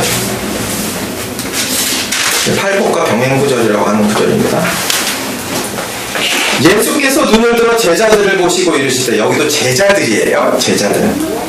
예수께서 눈을 들어 제자들을 보시고 이르시되, 너희 가난한 자는 복이 있나니 하나님의 나라가 너희 것이니요, 지금 줄인 자는 복이 있나니 너희가 배부름을 얻을 것이며, 지금 우는 자는 복이 있나니 너희가 웃을 것이며, 인자로 말미암아 사람들이 너희를 미워하고 멀리하고 욕하고 너희 이름을 악하다 하여 버릴 때에는 너희에게 복이 있도다. 그날에 기뻐하고 뛰놀라. 하늘에서 너희 상이 큼이라. 그들의 조상들이 선지자들에게 이와 같이 하였느니라. 그러나 화 있을진저 너희 부요한 자여, 너희는 너희의 위로를 이미 받았도다. 화 있을진저 너희 지금 배부른 자여, 너희는 줄이리로다. 화 있을진저 너희 지금 웃는 자여, 너희가 애통하며 울리로다. 모든 사람이 너희를 칭찬하면 화가 있도다. 그들의 조상들이 거짓 선지자들에게 이와 같이 하였느니라. 이렇게 되어 있어요. 복이 있다라고 말씀, 복이 있나니 하시는 자들을 선지자에 비교를 하시고, 화가 있다라고 말씀하시는 자들을 옛 거짓 선지자들에게 비교를 하고 계시다는 거죠. 조금 전에 말씀드린 것처럼 선지자는 하나님이 택하셔서 그 삶을 하나님 마음대로 끌고 가시는 자들을 선지자라고 표현을 했어요. 택하셔서 끌고 가신 자들. 거짓 선지자는 하나님이 택하지도 않았고 하나님이 세상을 향해서 내 말을 전하라고 보내지도 않은 자들이에요. 택함 받지도 않았고 보내심을 받지도 않았는데 자기 스스로 택함 받았다고 믿고 보내심을 받았다고 여기고 있던 자들이 거짓 선지자들이에요. 거짓 선지자들이 하나님으로부터 무슨 아무런, 그러니까 어떤 초월적인 것으로부터 아무런 어떤 것도 받지 못했는데 자기들이 억지로 꾸며서 거짓 선지자 노릇을 한 게 아니에요. 거짓 선지자들도 뭔가 그들에게 어떤 초월적인 계시가 있었기 때문에 전한 거예요. 그 근거가 하나님이냐 사단이냐 그 차이인 것이죠. 거짓 선지자들도 자기가 어떤 계시를 받고 영적인 존재로부터 초월적인 것으로부터 야 이걸 세상에 가서 전해라, 이 말을 가서 전해라 라는 걸 받았어요. 근데 그 근원이 사단인 거죠. 속이는 거짓의 압이니까. 거짓 선지자들은 그래서 하나님께서 택하신 자도 아니고 하나님이 보내신 자도 아님에도 불구하고 본인들은 자기가 하나님으로부터 보내심을 받았다고 확신을 가지고 가서 전한 거예요. 엉뚱한 걸 전한 거죠. 하나님이 택하신 선지자들은 세상을 향해서 널 회개해라 이렇게 전하고, 회개하지 않으면 하나님 심판이 있다 이렇게 선지자들은 전하는데, 거짓 선지자들은 너네 잘하고 있다, 너네 진짜 잘하고 있다, 하나님 기뻐하신다 이런 걸 전했단 말이에요. 그러니까 억지로 꾸며낸 게 아니고 물을 받아서 그렇게 전한 거죠. 근거가 다른 거죠. 이걸 다시 한번 설명을 하면, 가난하고 줄이고 울고 왜 그렇게 되죠? 자기 뜻대로 안 되니까. 네? 내 삶이 내 뜻대로 안 돼. 가난하고 싶어서 가난해지는 사람 없잖아요. 줄이고 싶어서, 그러니까 가난하고 싶어서 가난해지지 않아요. 부자가 되고 싶은데 가난해지는 거예요. 그죠? 배부르고 싶은데 줄여요. 웃고 싶은데 울 수밖에 없어. 자기 삶이 내가 계획한 대로 안 되는 거예요. 선지자들이 그랬다는 거. 근데 하나님께서 택하신 선지자들의 삶이 그랬다는 거. 거짓 선지자들을 대표로 하는 하나님이 택하시지 않은 자들은 자기가 계획한 대로 되는 거예요. 부자가 되고 싶은데 부자가 돼. 배부르고 싶은데 배가 불러. 웃고 싶은데 웃어. 내 삶이 우리 교회에서 흔히 하듯이 형통한 거야. 내가 하고 싶은 대로 다 돼. 근데 그게 누구다? 거짓 선지자라. 굉장히 극단적인 예를 들고 계시죠, 예수님이? 그렇죠? 자기 삶이 자기가 계획한 대로 안 돼가지고 그야말로 만신창이 같은 삶을 살고 있는 사람한테는 내가 택한 거 맞아. 내가 널 택해서 너를 그런 상황으로 끌고 간 거야 라고 말씀을 하시고, 그리고 너는 결국 이런 상태가 될 거야. 여기 팔복에서는 무엇을 받을 것이며 라고 그렇게 기록되고 있지만, 여기에 보면 상태가 될 것이다 라고 그렇게 문장 구조가 되어 있죠? 하나님 나라가 너희 것이며, 지금 죽인 자는 복이 있나 너희가 배부름을 얻을 것이며, 지금 우는 자는 복이 있나 너희가 웃을 것이며. 이 상태가 된다는 거야, 장차. 근데 화를 선포하는 자들, 하나님 택하시지 않은 자들은, 아이고 야 너 하고 싶은 대로 여기서 다 됐잖아, 너희의 위로를 다 받았잖아, 그렇게 얘기하고 계시는 거야. 야 네가 너 살고 싶은 대로 살고 너가 원하는 거 다 이뤘잖아, 성취했잖아. 그리고 내가 원하지도 않는 상황으로 끌고 가시고 어떻게 된다? 또 박해도 받는 거야. 22절 누가복음 6장 22절 인자로 말하면 사람들이 너를 미워하고 멀리하고 욕하고 너희 이름을 악하다 버릴 땐 너에게 복이 있다. 참. 그러나 26절 거짓 선지자 택하지 않은 자들, 자기 삶의 주인이 자기가 되어 있는 자들, 모든 사람이 너희를 칭찬하며 화가 있도다. 그들의 조상들이 거짓 선지자들이 이와 같이 하였느니라. 하나님께서 택하신 자들은 자기가 계획한 대로 되지 않아서 아이고 정말 저 인생이 어떻게 저러냐라는 삶을 살아가고 있으면서 핍박도 받아. 그러나 결국은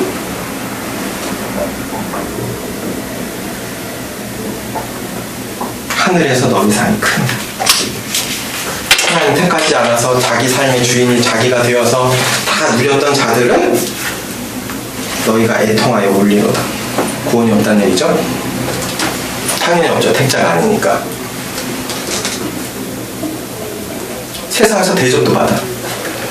당연하죠. 하고 싶은 대로 다 되니까 세상에 대접도 받죠. 세상에서만 대접받아요? 교회 안에서도 대접받잖아요. 그렇죠. 너무 잘 믿어서 저렇게 잘해요. 빤한 논리잖아요. 우리가 주변에서. 이게 마음을 우리 굉장히 불편하게 하잖아요. 이런 식으로 우리가 팔복을 이해하면, 팔복의 문장 구조를 이렇게 이해하면 굉장히 불편해요. 맥이 빠져. 야, 누차 반복해서 말씀드리지만 우리 신홍란 선생님 이제 한번 믿어보려고 하는데, 야 이거 내가 이거 A의 상태가 이제 내가 택자가 맞다면 A 상태로 내가 간다는 얘기냐 이제? 아직 나는 A의 상태 이거 보니까 내가 A의 상태가 아닌데 지금 내가. 근데 이거 내가 택자가 맞으면은 이 A의 상태로 간다고? 이제 오늘 돌아가셔서 곰곰이 한번 생각해 보셔야 돼요. 내가 택자가 맞으면 분명 예수님이 이렇게 A의 상태가 된다고 말씀하셔요. B의 상태가 또 하지만 될 것이다. 근데 B 받고 싶다. 그죠? 왜 강력하게 이렇게 짜릿하게 보세요? B 받고 싶지 않은데 A 상태를 이거 B 상태 되게 해주시려고 A 상태를 끌고 가신다. 참. 제가 이렇게 정말 하나님 앞에 돌이키고 믿고 있으면서도 이거 내가 잘못 해석하고 있는 거 아니냐? 이렇게 생각해서 오죽하면 칼빈을 어떻게 해석하고 있나 제가 찾아봤겠어요. 오죽하면은 이렇게 해석하고 있어요. 그런 목적으로 쓰신 거예요. 그거 가르치시려고. 결국 우리가 택자가 맞다면 반드시 A 상태로 끌려갑니다. 네. 나 어릴 때부터 우리 반드시 A 상태로 끌려가고 B의 상태가 결국 될 거예요. 우리는 잘 나가고 있는 것 같은데 엄청 잘 나가. 그래서 이 문장 구조를 지금 설명드린 내용 안에서 이제 정확하게 정리를 한번 하면, A의 상태가 되었다는 것 자체가 택자이기 때문에 복이 있다. A의 상태가 되었다는 건 그가 택자이기 때문에 A의 상태가 되었기 때문에 복이 있다. 그리고 A의 상태를 경험한 사람만이 B라는 상태가 되었을 때 그걸 복으로 알게 되기 때문에 복이라는 거예요. 이 팔복은 이중적인 복을 가지고 있어요. 큰 틀에서. 핵심이에요. A의 상태가 되었다는 것 자체가 내가 택함받았다는 증거이기 때문에 근본적인 복이고, A의 상태를 경험한 자만이 B의 상태가 되었을 때 그 B의 상태가 복이라는 것, 하나님이 기뻐하시고 즐거워하셔서 택하신 자들에게 궁극적으로 주시려고 하는 복이라는 걸 알게 되기 때문에 복이라는 거죠. 이중적인 복이에요. 이런 논리 구조 안에서 팔복을 이해하면 정말 은혜가 돼요.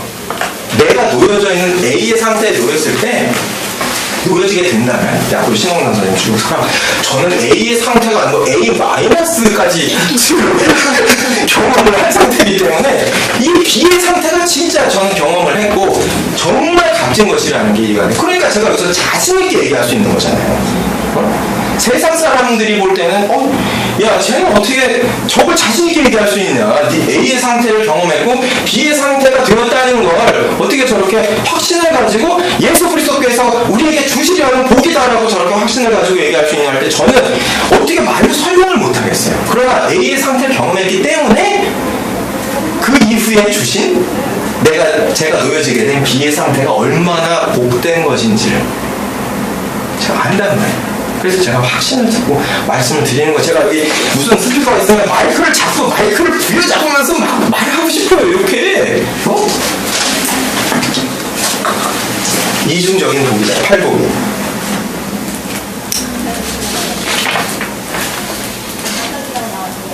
같은 맥락에서 결국 A의 상태에 놓여진 자들, A의 상태를 경험케 하시고 B의 상태가 복이라는 걸 알게 된 자들이 에게 약속하신 복을 어떻게 설명을 하고 계시냐? 요한복음 6장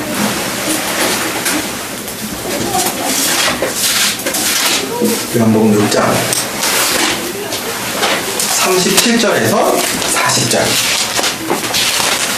요한복음 6장 37절에서 40절. A의 상태를 경험하고 B를 복이라고 알게 된 자들에게 궁극적으로 주시려고 하는 말씀이에요. 예수 그리스도의 뜻이에요. 아버지께서 내게 주시는 자는 다 내게로 올 것이요, 택자죠. 내게 오는 자는 내가 결코 내쫓지 아니하리라. 내가 하늘에서 내려온 것은 내 뜻을 행하려 함이 아니요, 자, 중요합니다. 나를 보내신 이의 뜻을 행하려 함이라. 예수 그리스도께서 자기 뜻으로 오신 게 아니고 하나님께서 보내신 그 뜻을 행하러 오신 거예요. 나를 보내신 이의 뜻은 내게 주신 자 중에 내가 하나도 잃어버리지 아니하고 마지막 날에 다시 살리는 이것이니라. 내 아버지의 뜻은 아들을 보고 믿는 자마다 영생을 얻는 이것이니 마지막 날에 내가 이를 다시 살리리라 하시니라. 이렇게 기록되어 있어요. 예수님이 오신 목적, 하나님께서 예수 그리스도를 보내신 목적이 뭐라고요? 부활과 영생이라는 거예요. 그게 다라는 거예요. 부활과 영생이 다예요. 하나님의 뜻, 이렇게 정확하게 나와 있잖아요. 나를 보내신 이의 뜻은 내게 주신 자, 하나님께서 택하셔서 예수 그리스도에게 맡기신 자 중에 내가 하나도 잃어버리지 아니하고 마지막 날에 다 부활시키는 것이니 내 아버지의 뜻은 아들을 보고 믿는 자마다 영생을 얻는 것이다. 내가 마지막 날에 이를 다시 다 살릴 것이다. 이게 예수님이 우리에게 궁극적으로, 그래서 복의 실체이고 복의 근원인 것이죠. 시간이 소멸되고 나서도 영원히 지속될 그 풍성하고 부유한 저것을 우리에게 전달해 주시기 위해서 오신 분이 예수 그리스도잖아요. 그러니까 그분을 모셔드린다는 건 그 영원하고 초월적인 그것을 우리가 소유하게 되었기 때문에, 그러니까 그것이 복인 것이고 그거 해주러 예수님 오셨다는 거예요. 자꾸 무슨 엉뚱한 얘기를 하고 있는데 그게 아니고, 자, 우리가 팔복을 복으로 잘 인식하지 못하는 이유가 나온 거예요, 지금. 왜 우리가 팔복을 복으로, 진정한 복으로 예수 그리스도께서 우리에게 주시려고 하는 근본적인 복으로 이해를 못하냐면, 구원이 얼마나 값진 건지 몰라서 그래요. 우리 자꾸 얘기하잖아요. 구원은 기본이고 천만에, 구원이 뭔지도 모르니까, 구원이 얼마나 어마어마한 사건인지 모르니까 되신 분, 그 구원을 우리에게 주기 위해서 신이 하나님의 아들이 오셔서 죽으셨는데 그렇게 해서 우리에게 주신 게 구원이란 말이에요. 근데 그 구원이 얼마나 값진 것인지 모르니까 팔복이 복으로 안 느껴지는 거예요. 에? 본질이 뭔지를 모르기 때문에 현상에 자꾸 매달리는 거란 말이에요, 저희가. 그러면서 뭐라고 얘기하고 있냐면 우리는 나는 본질을 다 알아 라고 얘기하고 있는 천만의 만만이에요. 예를 하나 들어볼까요? 예를 우리 성경에 보면은 성경 본문에 1만 달란트 탕감받은 자가 나와요. 그렇죠? 1만 달란트 탕감받은 자가 누군가한테 어마어마한 부자한테 예를 들어 제가 1만 달란트를 빚졌어요. 1만 달란트 제가 그래서 찾아봤어요. 이게 어느 정도 되는 거냐 찾아보니까 지금 시세로 따져서 금으로 따지면 수조 원이에요. 금으로 1만 달란트면. 달란트는 보통 금 아니면 은이었는데 금으로 1만 달란트면 지금 시세로 수조 원 정도 되고 은으로 1만 달란트에도 수천억 원 정도 돼요. 그러니까 탕감받을 수 없는 빚을 탕감을 받았어요. 성경에 마태복음에. 근데 그 사람이 나가가지고 1만 달란트를 탕감받고 가는 길에 자기한테 100데나리온, 그러니까 노동자가 한 얼마 일하면 벌 수 있는 돈, 그런 돈을 빚진 자를 만나가지고 자기한테 빚진 자 만나가지고 너 내 돈 안 갚냐 그러고 막 핍박을 하고 박해를 하는 장면이 나와요. 물론 그 1만 달란트 비유에서 말하는 탕감받은 1만 달란트는 죄를 얘기하는 거예요. 죄. 우리가 탕감받을 수 없는 하나님 앞에 죄를 그리스도를 통해서 그냥 값없이 탕감받았다는 걸, 그 탕감받음을 통해서 우리가 구원받았다는 걸, 구원이 얼마나 값진 것인지를 설명해 주시기 위해서 너희가 탕감받을 수 없는 죄를, 용서받을 수 없는 죄를 용서받았는데 어떻게 너희는 네 주위에 있는 사람들이 너한테 요만큼 사소하게 잘못한 것도 용납을 못하고 용서를 못해주니 얼마나 너희가 용서받을 수 없는 거를 용서받았는지 안다면 네가 네 주위에 있는 사람들의 긍휼히 여기지 못한다는 건 말이 안 된다. 그러니까 결국 네가 주변에 있는 사람들을 용서하지 못하고, 그게 가족이 됐든 친구가 됐든 직장에 누구가 됐든 간에 누군가를 용서하지 못하고 있다는 걸, 네가 하나님 앞에 용서받았다는 걸 모르기 때문에 네가 그런 행동을 하는 것이다라는 구원과 죄의 용서의 차원에서 비유를 하신 건데, 이걸 그냥 우리가 귀에 쏙 들어오게 예수님이 이렇게 돈으로 설명을 하신 거야. 사람들이 돈으로 얘기를 해야 쏙 들어오니까 그렇게 설명을 하신 거라고. 어쨌든 구원이라는 게 그렇게 어마어마한 것이다 설명을 하신 거예요. 그냥 아예 그러면 죄라는 비유를 빼고 그냥 실제로 돈이라고 우리 해석을 해보자요. 돈. 구원이 1만 달란트라고 쳐요. 돈으로 환산하면 수조 원이라고 치자 이거예요.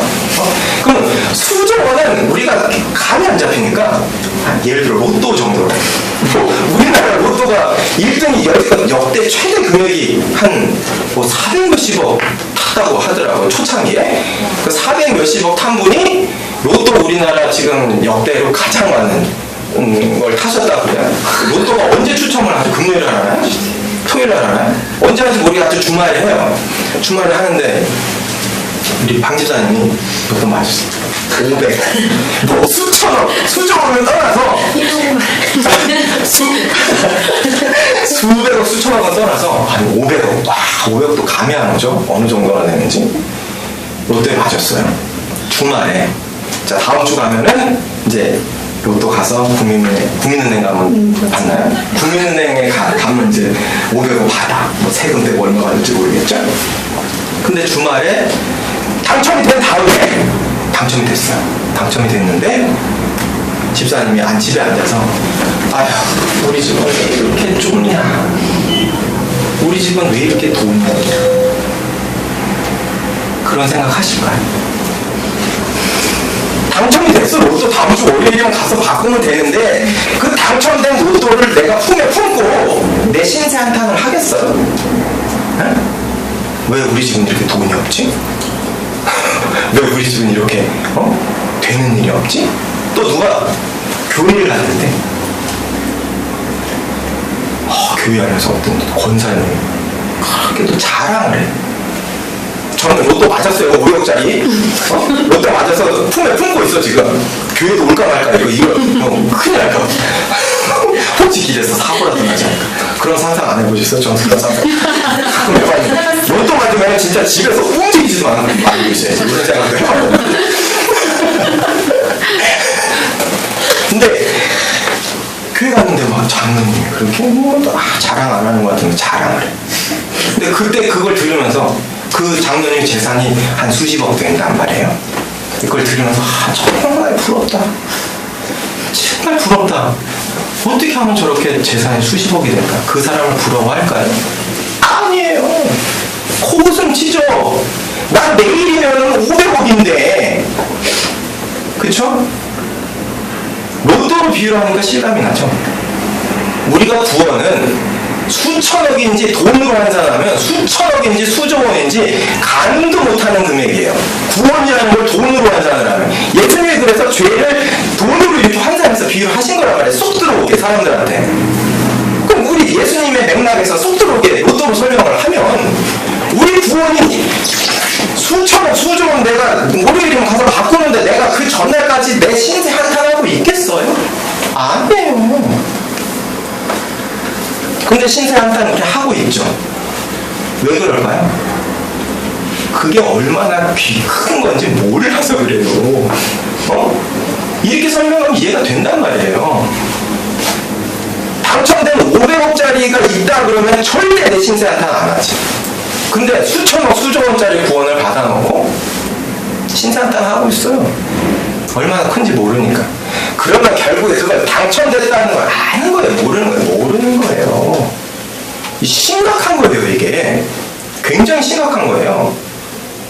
차로 한번 또 비교를 해볼까요? 차? 우리가 자꾸 얘기하잖아. 아니, 구원은 기본이고, 구원은 기본이고. 아유, 구원은 기본이고. 옵션을 받아야지, 옵션. 아니, 우리가 교회에서 얘기하고 있는 게 이런 저급한 수준을 얘기하고 있는 거라는 거야, 실제로. 왜 모를까요? 왜 모를까요? 모르지 않냐? 그러니까요. 저는 교회 가면은 그 구원에 확신이 있는 사람들은 맨날 막 웃고 막 너무 항상 매일매일 행복하고 일어나 막 활력 솟고 막 이러는 줄 알았는데 다 얼굴이 왜 그런지 아세요? 옵션을 못 받아서 그래. 옵션을 못 받아서. 무슨 얘기냐면 구원은 기본이야. 차는 다 받는 거야. 차는 다 받아. 차만 갖고 어떻게 사니? 옵션이 있어야지. 가죽 시트, 안마 시트, 온열 시트, 온열핸드, 내비게이션, 오디오, 천장, 방음, 바닥 매트. 야, 옵션을 받아야지. 옵션을 주신다니까. 성경에 기록돼 있어. 옵션을 주신다. 구원은 기본이고 구원은 기본으로 주시고 옵션을 구하는 만큼 주셔. 그렇게 가르치는 거예요, 교회에서. 이게 지금 굉장히 저급한 비유 같지만 이게 정확한 지금 현실이에요. 구원은 기본이고 옵션은 구하는 대로 받는 거야. 그러니까 우리가 옵션을 구해야지. 기도하고 부르짖어 옵션을 주셔. 그러는 거예요. 그러다 보니 방금 우리 태원장 얘기한 것처럼 옵션을 못 받은 사람들은 옵션을 될 수밖에 없어요. 옵션을 못 받으니까. 아니, 주신다는데 못 받아. 주신다는데 못 받아. 근데 불을 짓고 봉사하고 헌신하고 11조 생활 잘하고 하면 옵션을 자꾸 조금 옵션을 계속 업그레이드 시켜 주신다는데 막 프라임팩, 골든팩으로 막 높여주신다는데 그게 안 되니까 이게 얼굴이 그냥 웃을 수가 없는 거예요. 옵션을 못 받으니까. 주눅이 들어있는 거예요. 어떻게 집사님은 옵션이 좀 허술하다. 교회 안에서 이게 주고받는 맥락이 다 이런 맥락이에요. 집사님 좀 기도를 조금 열심히 하셔야 옵션이 좋아질 것 같은데 아직도 직물 시트야. 그러고 있단 말이에요. 아니 무슨 실제로 그래요. 경험하셨을 거예요.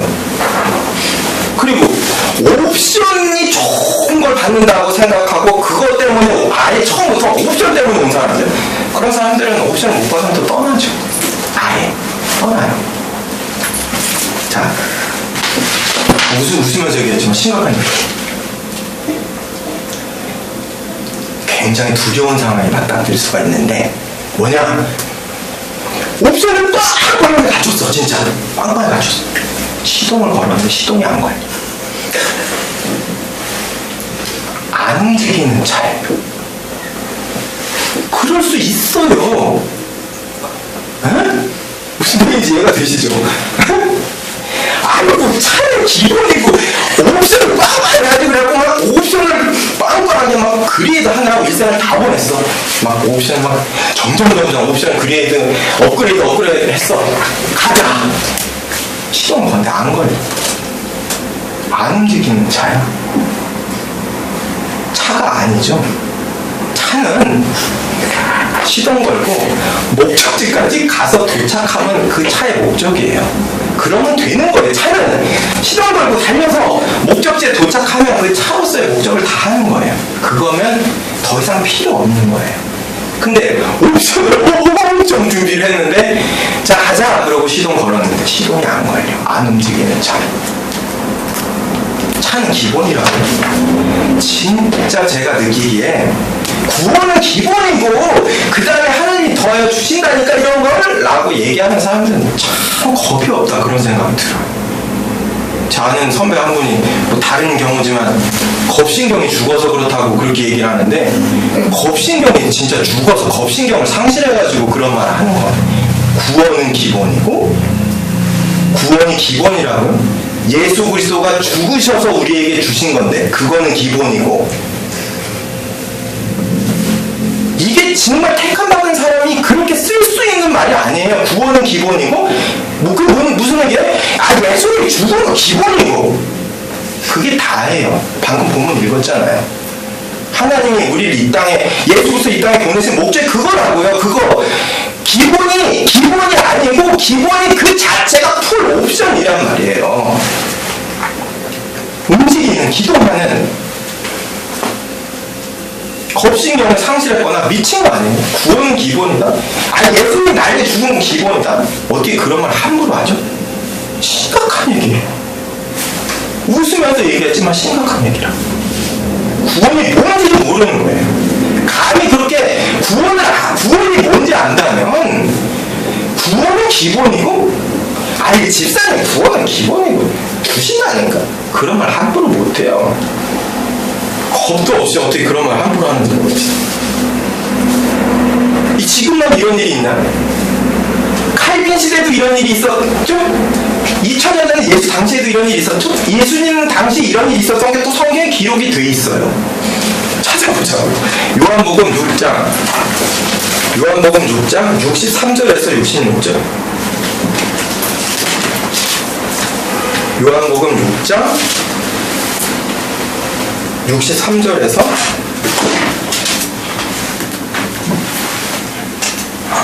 66절. 예수님을 따르는데 사람들이 예수님을 따르는데 그 예수님을 따르고 있음에도 불구하고 예수님 가르치시는 내용이 자기들의 기대나 목적하고 좀 어긋나. 그러니까 엄청난 무리는 고사하고 느슨한 예수님의 제자 그룹 안에 있었던 사람들의 반응이에요. 아까 조금 전은 그 거대한 무리였고 무리들은 막 표적 때문에 아이고 저 사람 왕사 먹으면 나한테 무슨 유익이 있으려 이랬던 그 불특정 다수가 아니고 어쨌든 여기 이 대상은 예수님의 느슨한 제자 그룹을 상대로 예수님이 하신 말씀이죠. 살리는 것은 영이니 육은 무익하니라. 내가 너희에게 이른 말은 영이요 생명이니라. 그러나 너희 중에 믿지 아니하는 자들이 있느니라 하시니 이는 예수께서 믿지 아니하는 자들이 누구며 자기를 팔자가 누구인지 처음부터 아심이로라. 또 이르시되 그러므로 저는 너희에게 말하기를 내 아버지께서 오게 하여 주지 아니하시면 누구든지 내게 올 수 없다 하였노라 하시니라. 그때부터 그의 제자 중에서 많은 사람이 떠나가고 다시 그와 함께 다니지 아니하더라. 이렇게 되어 있어요. 그 많은 불특정 다수는 고사하고 예수님의 제자 그룹 안에 있었던 사람들도 예수님을 자신들이 따르던 목적이 있었어요. 근데 그 목적과 전혀 다른 말씀을 예수님이 자꾸 하시니까 야, 내 말을 너희들이 제자라고 하는데 너희 중에 내 말 안 믿는 자들이 많다. 그리고 하나님께서 내게 주신 자가 아니면 내게 올 수 없다. 이런 말씀을 하시니까 어떤 심적인 어떤 반응이 있었는지 모르지만 제자 중에서 많은 사람이 떠나가고 다시 그와 함께 다니지 아니하더라. 무슨 얘기죠? 택자가 아니었다는 얘기예요. 택자가 아닌 자들이 예수님의 제자 그룹 안까지 제자 그룹 안에 포함될 정도로 예수님께 지근거리 있었던 자들 중에서 택자가 아닌 자들이 있었고 그 택자가 아닌 자들 중에 예수 그리스도의 존재가 자신의 유익과 맞지 않다고 생각했던 사람들은 그 부분을 예수님이 정확하게 지적을 해버리시고 가르치시고 다니는 말씀이 아이고 저분이 유대 왕이 돼가지고 내가 한 자리 해볼까 했는데 그거는 영 아닌가 보다. 이런 판단이 든 자들 떠나가서 다시는 같이 안 다녔다.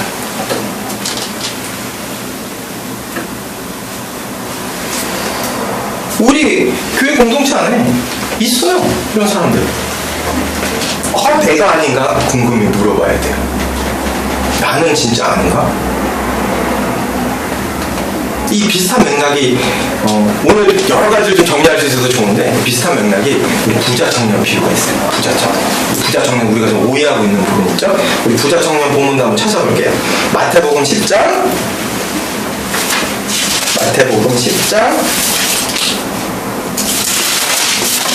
17절에서 31절. 우리가 보통 교회에서 아이고 부자는 천국 가기 힘들어 재물을 포기해야 돼 이렇게 얘기하는데 아이고 좀 마음에 와닿지도 않는 얘기죠. 돈 좀 있는 사람에게 참 듣기 싫은 얘기예요. 근데 이 본문이 부자가 천국 가기 힘들다는 얘기를 하고 있는 게 아니에요. 좀 살펴볼게요. 10장 17절에서 31절.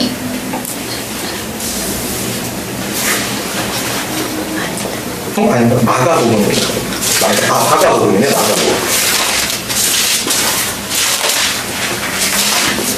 마가복음 10장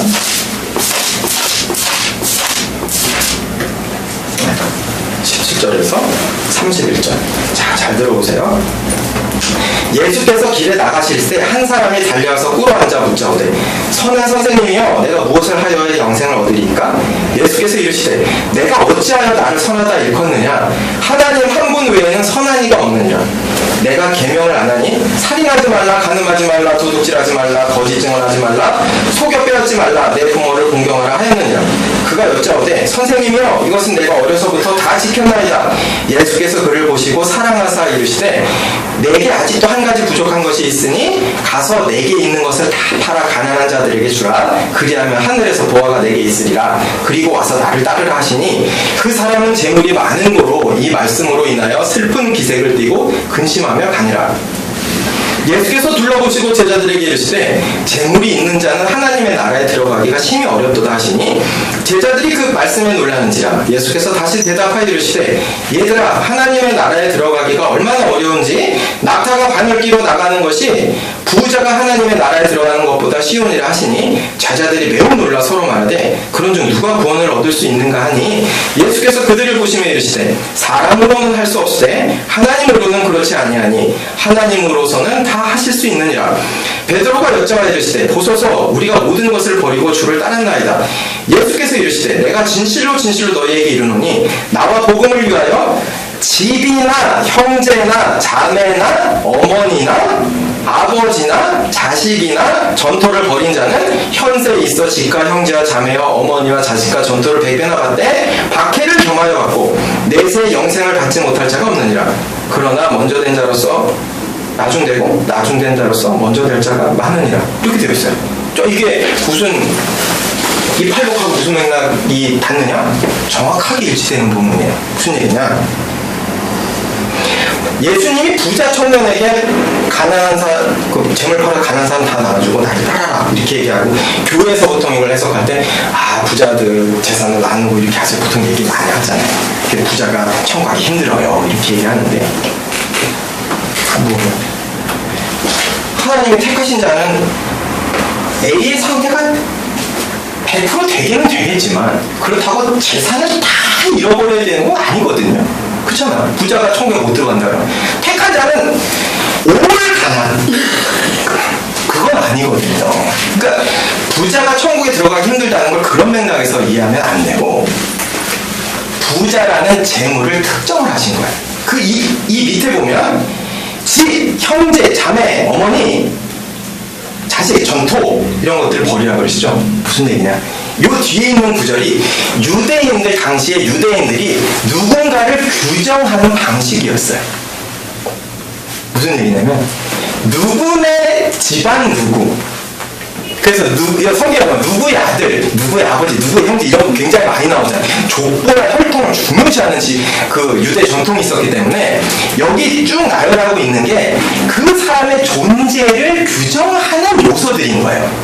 어느 집안 자손 누구, 누구 아들 누구, 누구의 형제 누구, 누구의 부모 누구, 그리고 어디에 땅 얼마큼 가진 누구, 그 중에 하나로 돈이 많은 누구이가 예수님이 쏙 들어오게 또 비유를 뽑아서 쓰신 거란 말이에요.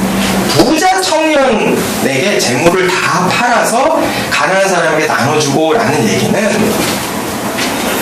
예수님이 진짜로 다 팔아서 나눠줘라 이렇게 얘기하신 맥락이라고 보기보다는 너가 너의 존재를 규정하는 것들, 너의 삶의 의지의 근거가 되는 것들을 좀 내려놓으라고 말씀하시는 거예요. 동일한 맥락에서 누구 자손 누구, 어느 집안 누구, 누구의 아버지 누구, 누구의 아들 누구, 결국 나의 존재를 규정하고 내 삶의 의지의 근거가 되는 것들을 부인하고 나를 따르라는 얘기예요. 단순히 돈만 포기하라는 게 아니고 내가 내 삶을 내 의지대로, 아까 얘기했죠? 내가 내 삶을 내 의지대로 계획해서 내가 원하는 걸 다 얻을 수 있는 자들에게 그러지 말고 내 삶의 존재 근거나 의지의 근거가 되는 것들 다 내려놓고 나의 존재 근거를, 너의 존재 근거를 나에게 갖다 맞춰라. 네가 딛고 서 있는 기초를 네가 지금까지 네 삶의 근거로 삼고 있던 거기에서 나에게 옮겨보라는 얘기를 하고 계신 거예요. 그게 부자 청년에게 있어서는 그 근거가 돈이었을 뿐이에요. 그러니까 부자 천국에 못 들어간다는 게 아니고 결국 택하신 자들은 하나님께서 강제로 그 삶을 이끌어 가시고 A의 상태로 가야 되는데 내가 붙잡고 있는 것들이 있기 때문에 A의 상태로 못 가는 거예요. 발버둥 치는데 안 가려고, 그리 A의 상태로 끌려가지 않으려고. 그걸 부자 청년의 예를 통해서 말씀을 해주시는 거예요. 네가 너를 존재를 규정하고 네 삶의 의지의 근거가 되고 네가 네 삶의 주인이 될 수 있도록 해주는 요소들을 다 내려놔. 그리고 그 기초를 나에게 옮겨와라. 이 말씀하세요. 근데 그게 인간의 힘으로 돼요? 네? 인간의 힘으로 안 돼요. 그러니까 제자들은 여기서 정확하게 예수님의 말씀의 저희를 알았어요. 그러니까 부자가 못 들어간다라는 말씀이 아니고, 마태복음 다시 한번 볼게요. 마태복음 본문에 보면 마가복음 제자들은 예수께서 어떠한 맥락에서 그 말씀을 하시는지 알았기 때문에 그러면 누가 26절 제자들이 매우 놀라서 서로 말하되 그런 중 누가 구원을 얻을 수 있는가 하죠? 이렇게 물어보죠. 그러니까 하나님이 제자들이 물어보는 거, 아니 그 삶의 근거를 다 내려놓고 예수 그리스도에게 삶의 근거를 옮겨올 수 있는 게 쉽지 않지 않습니까, 예수님? 그렇게까지 해도 누가 구원받겠습니까? 그러니까 예수님 뭐라고 말씀하세요? 27절 예수께서 그들을 보시며 이르시되 사람으로는 할 수 없으되 하나님으로는 그렇지 아니하니 하나님으로서는 다 하실 수 있느니라. 하나님이 택하신 자들은 결국엔 다 내려놓고 존재와 의지의 근거를 다 내려놓고 예수 그리스도로 옮겨오게 하신다는 거예요. A의 상태를 끌고 가신다는 거예요. 그래서 B의 상태를 또 끌고 가시고 A의 상태에 가고 B의 상태를 밝게 하신다는 거예요. 이 같은 얘기예요. 성경 어디 펴도 사실 다 비슷한 얘기를 하고 있으니까요.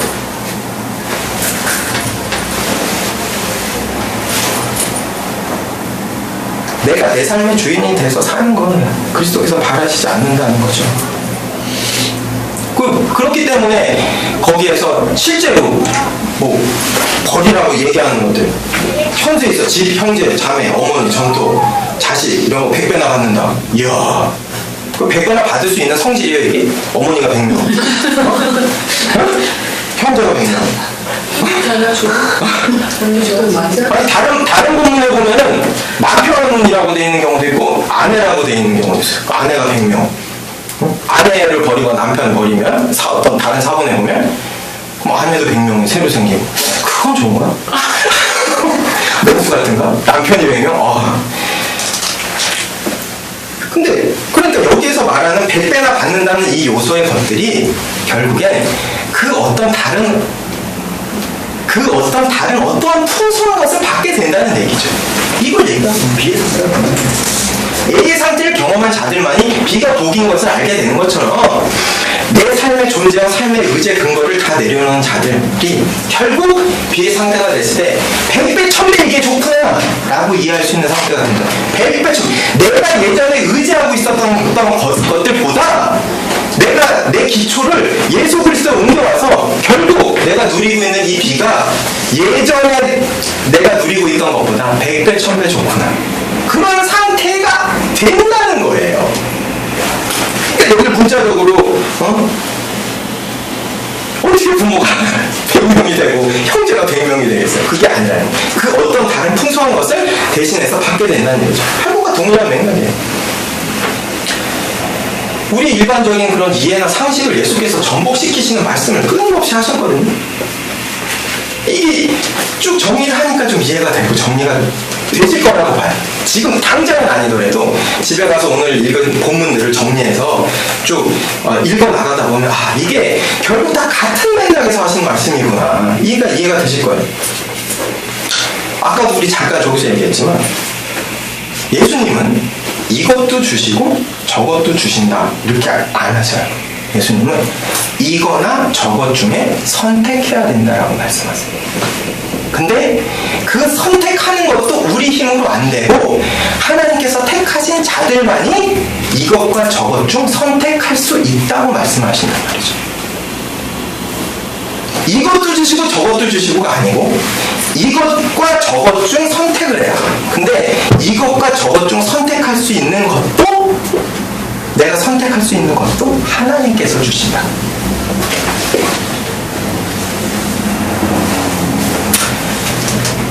하나님께서 택하셔서 언약 자녀일 경우에만 A의 상태가 복인 것을 알고 B의 상태가 복인 것을 알고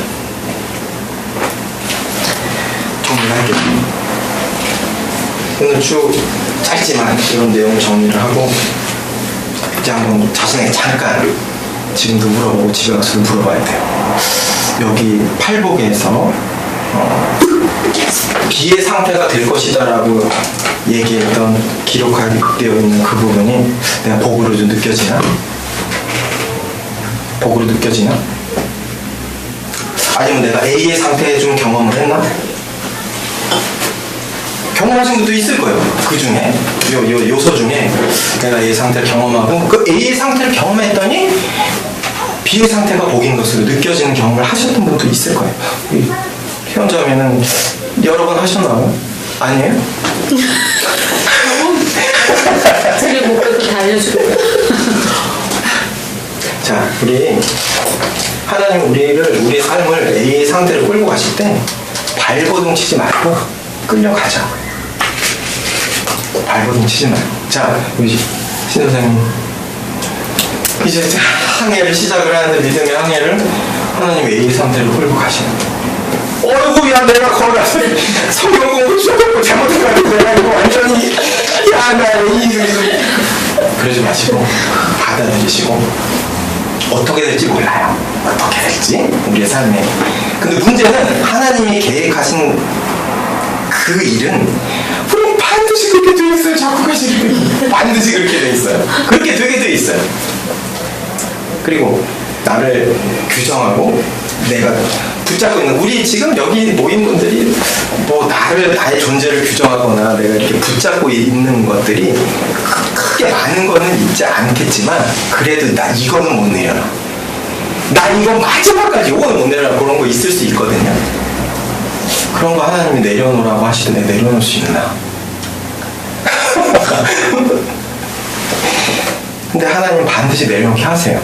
우리가 내려놓는 게 아니라니까요. 하나님 내려놓게 하신다고 기록되어 있잖아요. 그리고 근본적인 물음, 나는 오직 구원이면 족한가? 나는 구원이면 족한가? 옵션을 안 주시면 안 주셔도 그만인가? 나 진짜 그렇게 아멘 할 수 있나? 그걸 좀 저희가 물었으면 좋겠어요. 제가 앞에서 이렇게 얘기하고 있지만 저도 진짜 조석으로 마음이 바뀌거든요. 구원이면 족하죠 하나님. 그랬다 상황 속에서 부딪히는 인간 관계나 여러 가지 상황들 속에서 주실 수 있잖아. 우리 밖에서 잠깐 얘기한 것처럼 주실 수 있는데 왜 안 주셔? 주실 수 있으면서 많으신 분이 그런 생각도 들었다. 또 본질로 돌아가자 그런 생각도 들었다. 오락가락해요. 우리가 우리의 의지로 아무튼 나는 이제 이렇게 믿고 일생 이렇게 누가 주위에서 뭐라 그래도 나 이렇게 살아갈 거야 이렇게 장담할 수 있는 게 없는 것 같아요. 우리의 마음은 변덕스러워요. 나는 구원이면 촉해 라고 했다가 좀 더 주셨으면 좋겠다. 이것까진 들어주셨으면 좋겠다. 그런 생각 우리 한단 말이죠. 좀 묵상하는 시간을 이번 주에 가져봤으면 좋겠어요. 그리고 다음 주에는 이제 진짜로 본문을 좀 나가야죠. 본문을 나가야 요한복음 이거 어떡하죠 이거. 오늘 말씀 여기까지 마치고 다음 주에는 오늘 읽었던 본문을 좀 마무리를 하도록 하겠습니다. 오늘 여기까지 하겠습니다.